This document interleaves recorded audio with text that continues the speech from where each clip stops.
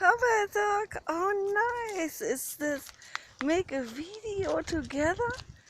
Yes, Papa Dog and I together forever. Yes, that is what we're doing. Yes, it is nice. Nice today. Nice and sunshine and the flowers are in full bloom. It is amazing. Yes, it is amazing. It is so amazing. I don't want to shine the camera lens towards the sun because the sun is directly behind me now. So, but I'm shining the camera like this here. And I will follow the Papa Dog around as he is doing his Zen walk through the garden. Yes, and he is smelling his way forward. And he is walking around the cedar tree. Yes, and he's smelling into the cedar tree and picking up a scent trail. Yes. Oh my goodness, there was a bird. Oh my gosh. Yes, and there are animals under there, and that needs to be investigated. Oh, Papa Dog, is that nice here? It is nice. Yes, it is nice. Oh, wonderful. And there's the blue flag irises. I have a blue flag iris for you, Papa Dog. Yes. Oh my goodness. Nice blue flag iris. Can you see them? Oh, they are awesome. There are still some blue flowers on here. Some of them have come down with the wind. And there are the blue flag iris flowers. Very nice. Beautiful. Beautiful, beautiful, beautiful. Gorgeous.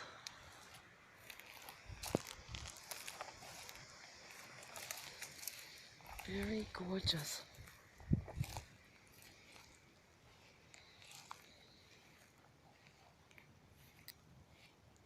There is the Papa Dog.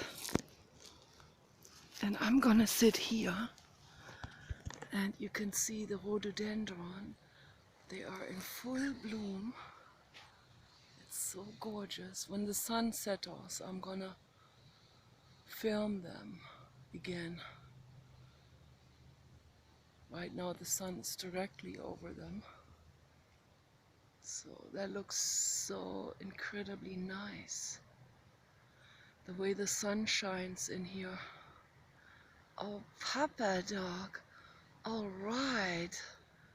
That is so cozy here. Oh, it is nice here. It is nice. Oh, Papa Dog. It is a wonderful, wonderful day. A lazy day with the flowers in full bloom, smelling the animals and the birds. I don't know if the light is flattering enough. I don't know. I got my fish on. I just took a bath outside and it was wonderful. And I use hot water from the house. It's just the right amount of hot water to create a bath of like 105 degrees Fahrenheit.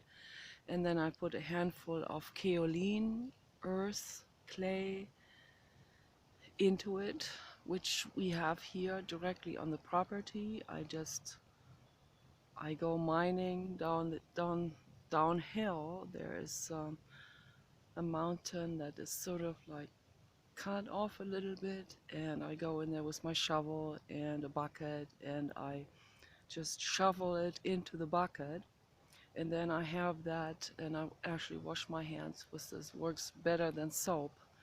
And now we set up a table outside where we have the compost on the other side, and Paul hooked up the hose to that.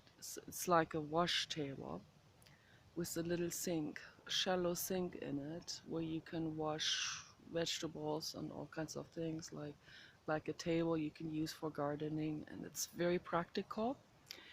And I can wash stuff there with the kaolin clay without clogging up any kind of pipe. So that's very practical. And then I have my bathtub, which is actually a cow water feeder tub, which is very large. And I can't stretch out in it, but I can sit in it very comfortably. And it's like, I don't know how many gallons it has, but it's like a regular size, one person size jacuzzi. And it's very nice, and we fill this up, and then I can put anything in it. I can put the Christmas tree twigs in it, I can put flower petals in it, and I can put the rhododendron flower petals in it, and rose petals, and anything that I have here that is growing. I have rosemary, I have lavender, I put that in it, and the kaolin clay, and it makes a fantastic bath. So I don't even need a bath bomb, because I researched the ingredients, and it's not so super actually. Although it's fun, it's probably a lot of fun, and I see some people using extremely synthetic ingredients in bath bombs, and I see people use synthetic colors, and they're not good for your skin. So I just use completely natural stuff from the garden, and it works the best for my skin. It feels so fantastic on the skin, and it's so rejuvenating and energizing and relaxing. I was in that bathtub for like 3 hours straight. It was so amazing. And I want to capture these moments in my life that are so pure and so wonderful. And the trees, and there's the old manzanita tree, and under that manzanita is Kenny's grave. And the manzanita is hanging his limbs down in grief over Kenny, and I want to be buried next to him, and we all want to be buried there. But it might not happen, because, well, we'll see what happens, so one never knows. Who knows? So, but I know that the blue God protects us, and we might move out into the desert. So my dream is that we find a hot spring property, and we drill a cold water well and a hot water well, and then we have our own natural and healing sulfur hot water from deep within the earth. And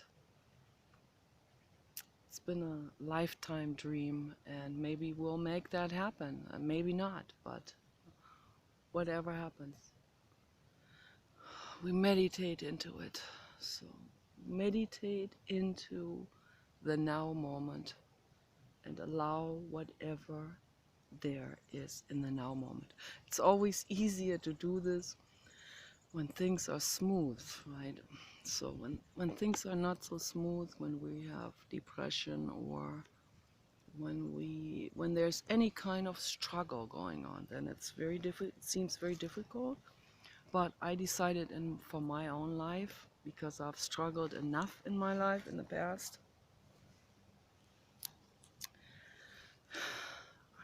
Putting my feet on the grass, it feels good. So I struggled so much in my life that I am completely done with it. I'm completely done with struggling. No more struggling for me. So I'm gonna lie down again over here. So, okay. The light is not flattering. That's okay.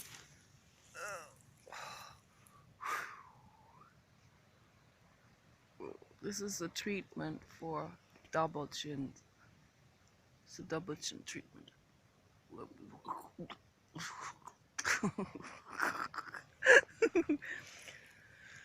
So, yeah, I am done with struggling with anything, with any person, with any situation. If there is a roadblock, if there is a dead-end street, I stop and take a break and let it be a roadblock. Let it be a dead-end street. I'm not gonna say, oh, I'm gonna just struggle it away. Or, to use some concrete examples, because, a roadblock might be easy to remove. But what I mean by that is, metaphorically, I mean, if there are difficulties in life, you can't just forcefully remove the obstacles and then bulldoze over it. You can't do that. You have to stop, take a break, breathe, and think about how to remove this obstacle, or maybe find a way around it. So think about the future. And as Elon Musk always said to all of his helpers and all of his friends that are working with him in his company, he says to them, never say this is impossible, or this seems impossible, or that feels impossible, or no, we can't, or this can't be done. Never say this, because it's false. Everything can be done. Everything, every problem can be solved in the most elegant and smooth way there is. Okay? There are probably multiple ways, several options and wonderful ways to move forward, in spite of obstacles and trouble and problems and all of this, or seemingly impossible situations. There's always a way forward and through the problems and through the situations, not by forcing it, never by force.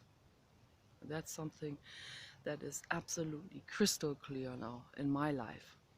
And I think a lot of people, the reason why they get sick, or why they get all kinds of health problems and psychological problems, is just simply because they stand in resistance towards that what is. They stand in resistance to the roadblocks. And if we can just dissolve that resistance, then everything will fall in its place. As Esther Hicks always says, stop paddling your boat upstream and start letting your boat flow with the river. And that's a wonderful and perfect metaphor for life.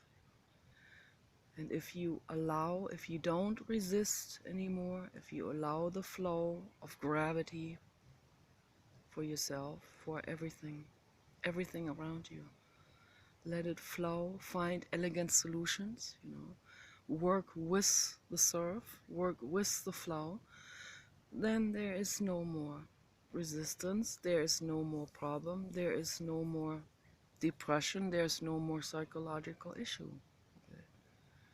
All psychological issues arise from resistance. And if we are in resistance to, let's say, someone is in resistance to having math problems, so then we should look at the issue, like I said yesterday, all of these different situations where people are in resistance. We should look at the situation and ask good questions. Is it true that I am not good at math? Or could I be better in math if the situation was different? If there wasn't a deadline, or if there wasn't so much pressure, or if I went to bed earlier and I studied that all day long and not forced myself with resistance and force again to figure this math thing out, statistics. And I remember in Berlin, the math, I understood like nothing. Like the first statistics classes that we took, they were in smaller seminar rooms at the TU Berlin, and and um, and they started, and I don't understand how these other people understood everything. So it's like it was puzzling to me. I guess some of them were in more progressed states or of learning, and in higher semesters or higher, I don't know how that's called, but more they were in, they already had been studying for, I don't know, a couple of years, I guess. So they put all of these people in the same classes. That's strange also. But even the beginner people, like myself, I was 25.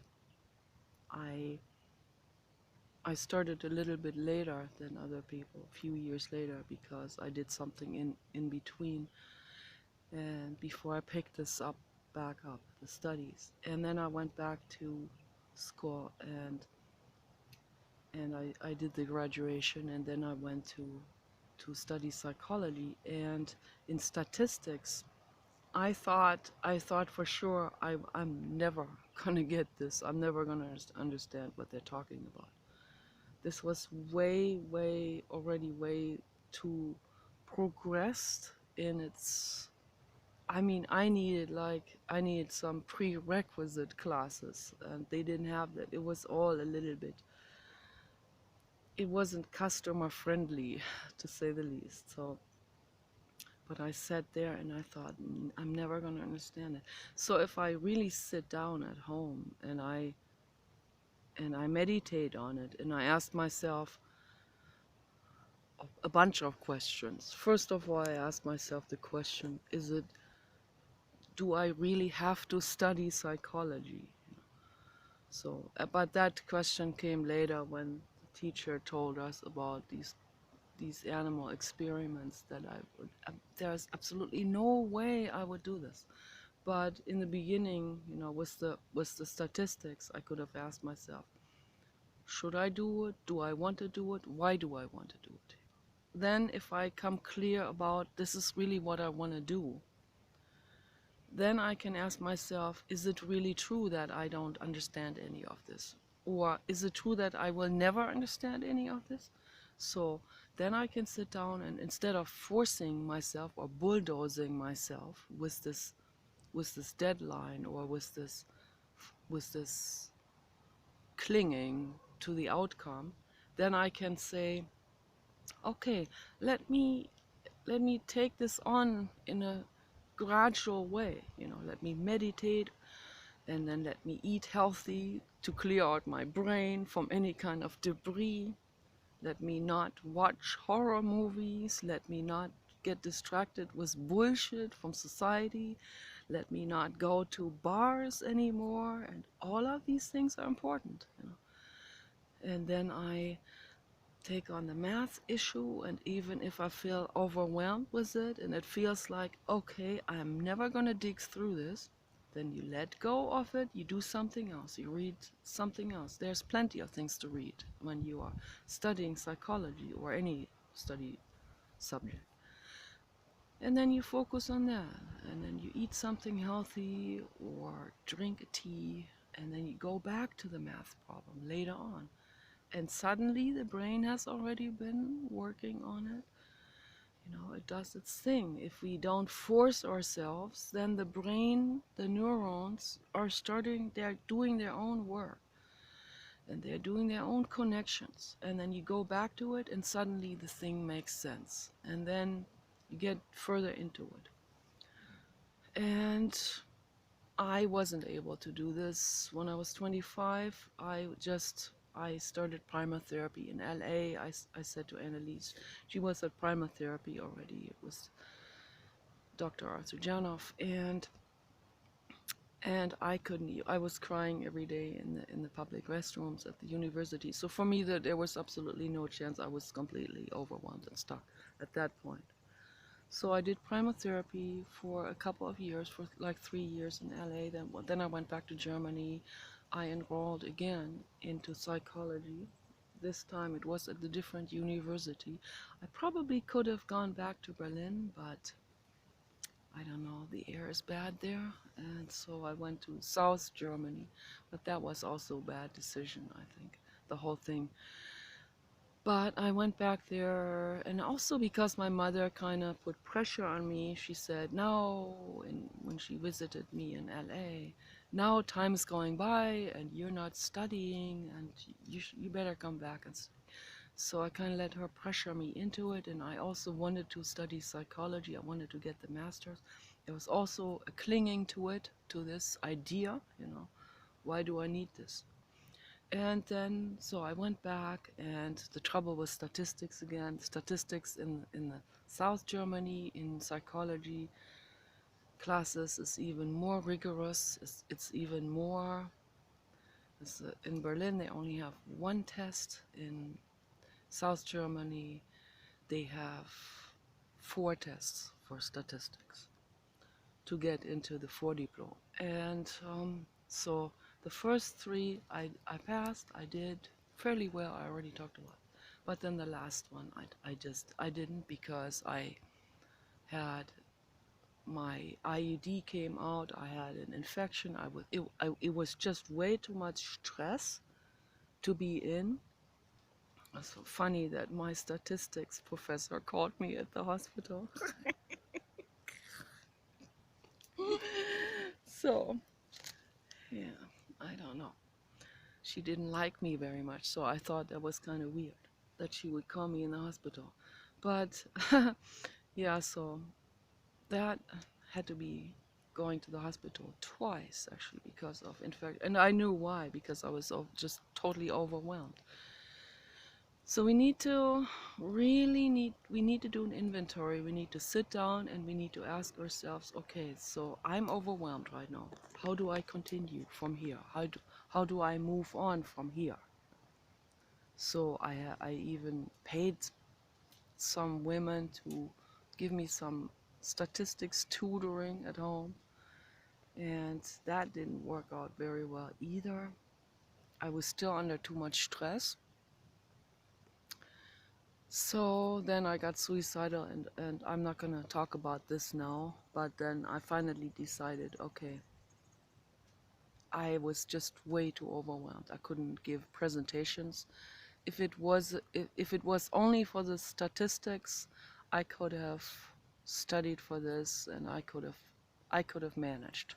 You know, at some point, I would have probably had to repeat a year. I would have managed with this. But I was not able to give presentations. I was too afraid of those people in the class, cold-hearted, and they all looked like they were hypercritical and kind of rude and angry, like very dismissive and very, I don't know, like contemptuous and scornful. So no, I was just not able to do it at that time. If I had Jiddu Krishnamurti at that time, if I had a good therapist, maybe I would have made it through. But I didn't have any of this. So then I decided, okay, I'm going back to primal therapy to LA, and that's what I did. And then I stayed. So because this is my home, this entire coastline here. Every time I went back to my parents, I just couldn't stand it. I got so homesick for this area, for the sun setting over the horizon, over the ocean, the sun dogs on the ocean, the rhododendron flowers, the birds, the hot spring birds, all of this. So this is my home. From the ocean also into the desert, this entire region from Mexico to Washington and to Idaho and Utah, this entire region, Death Valley. I love Death Valley, absolutely love it. So yeah, but we can sit down, whatever we're doing, whatever the problem is, and there is if we feel like, okay, I can't do this or that in that moment, I'm too overwhelmed, then I find another solution. And I found the other solution. So I let life coach me in the flow downhill in a good way, So not down into the gutter, but gravity fed into wonderful pools, into paradise. And no more resistance, I didn't get the master, so what? It's not a big deal. Why should it be a big deal? Is that the ego then? Because I want to be respected. So, Papa Dog, all right. All right, all right. Yes, Papa Dog, he thinks, he was a writer in his past life. He was that David. He was that David Foster Wallace, the great writer. And in this lifetime, he thinks, oh, my brain in this lifetime isn't really into writing, and my hands aren't really made for typing, and it's not a big deal. I am what I am, and it's wonderful, and it feels good. And you go with the flow, the flow of life, and you are a dog in this lifetime. You are a bird in the next lifetime. You are this or this or this or that. You can be anything. Okay, you can be the rhododendron brush. And it's good, whatever it is in that moment, But yeah, but if I had better therapist, if I had Jiddu Krishnamurti, if I didn't create stress for myself, if I drank tea and meditated every day, yeah, if I had done this in the past, then I would have pulled through all of this. So, but everything is, as some Buddhist scholars say, everything is always perfect at any given time. Okay. This is your school, this is where you are at, this is what you're learning, and you are perfect and you are great just the way you are in any given situation and with any mind state and learning state, you know, wherever you are on in the coordinate system of learning, and the learning never ends anyway. So, but we learn and we move forward, and then we look back and we say, okay, yeah, if I had known this better, then I would have done this better, and but I didn't know, and so my life coached me in this direction, and that's all good. It's all okay. It's not a problem. And so if I want to help other people, I make videos and I tell other people about these or those pitfalls and dangers and situations and obstacles, and I tell people, you know, if you consider all of these things, if you really take on the holistic approach, not just one thing, not just one chamomile tea, it's not enough, okay, but a rigorous everyday 1 hour meditation or 2 hours, like 1 hour when you get up, 1 hour in the late afternoon, that would be ideal. You listen to Jiddu Krishnamurti and you really listen to it, and you really attentively listen to it. And if resistance comes up, and I've seen a lot of people with resistance, terrible, some Catholics that came at me on Facebook because they listened into some of those Jiddu Krishnamurti videos because I posted them. One guy got really, really, really mad, and he came at me. Your body is just jelly.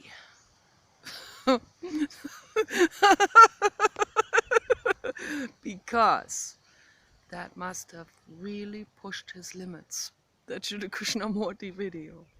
So yeah, there's resistance, right? But my recommendation to people is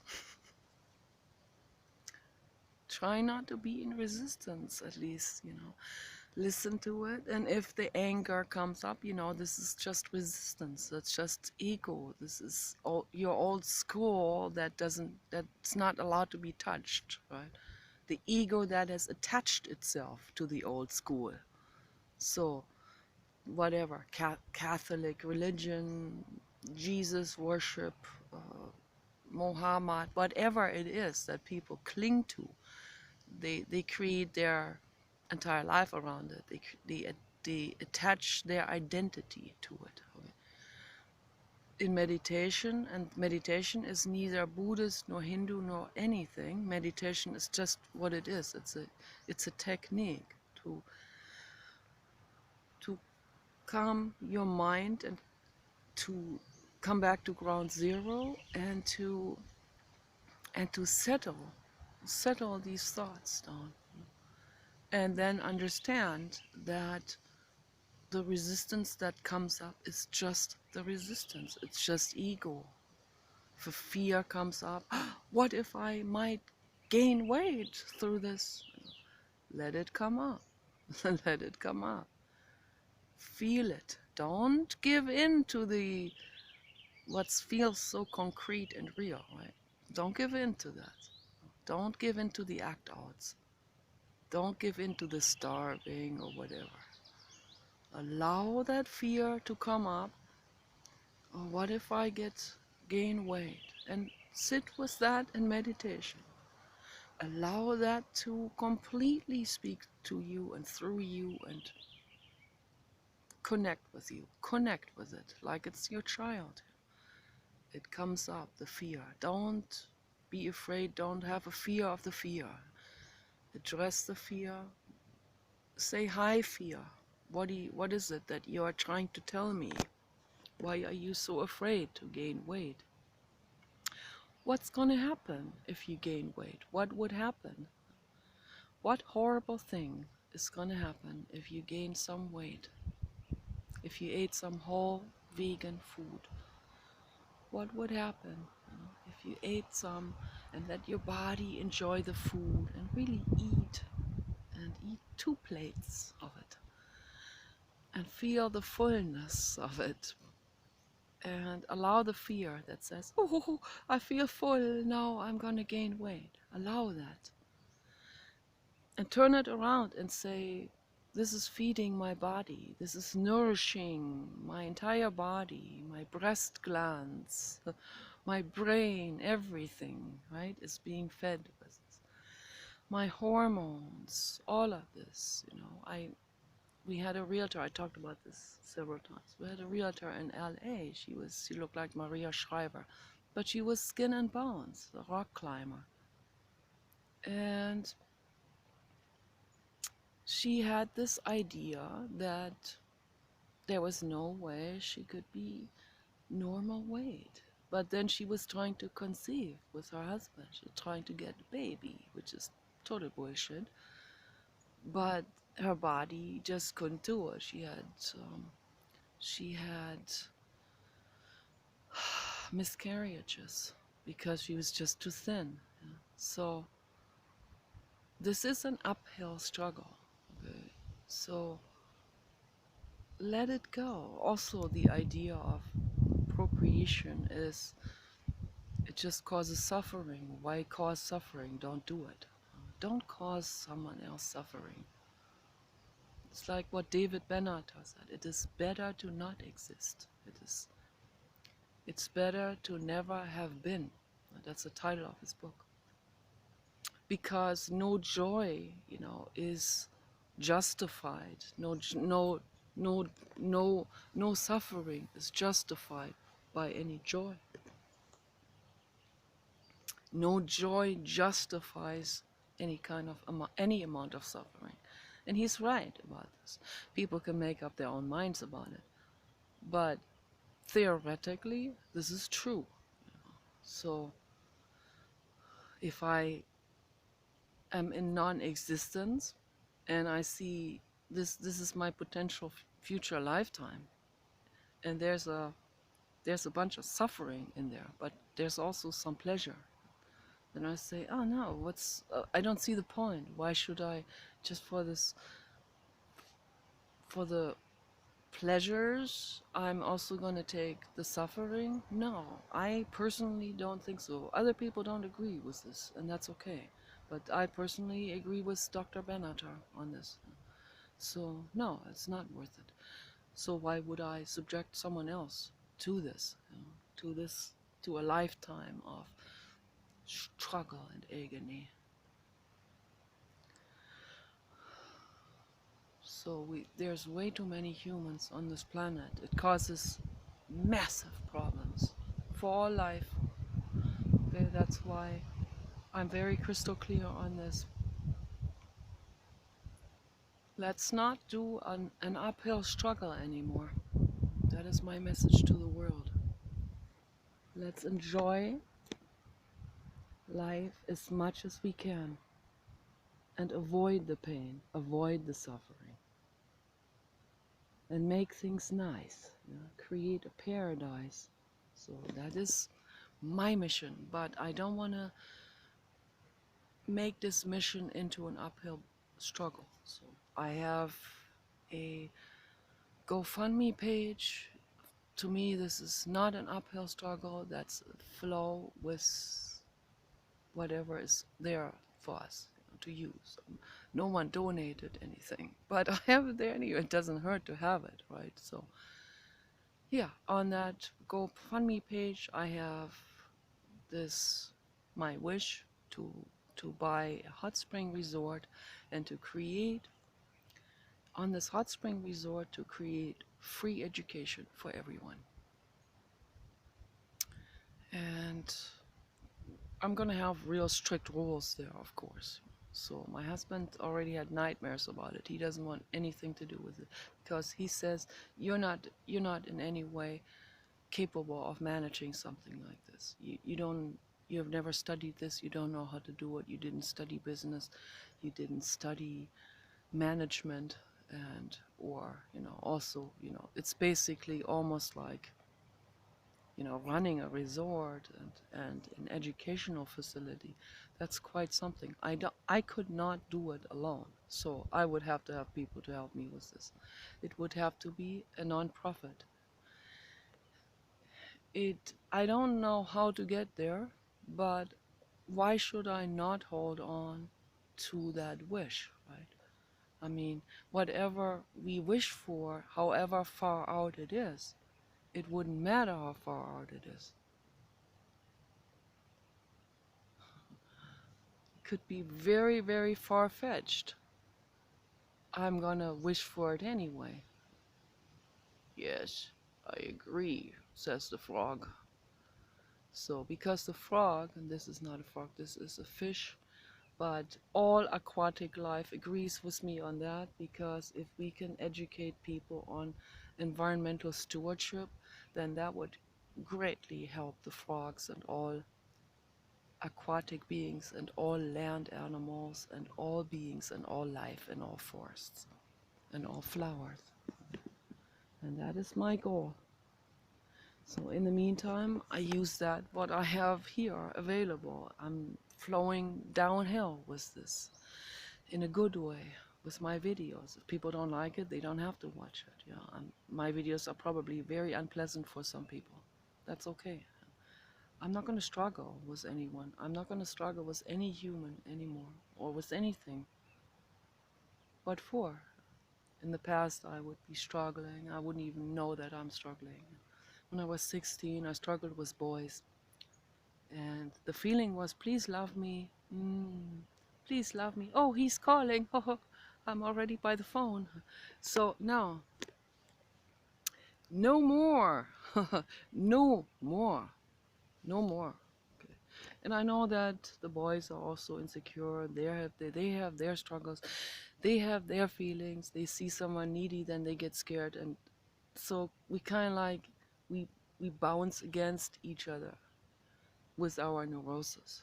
So if we let go of the struggle, we help ourselves mainly, and we help everyone in the process of it.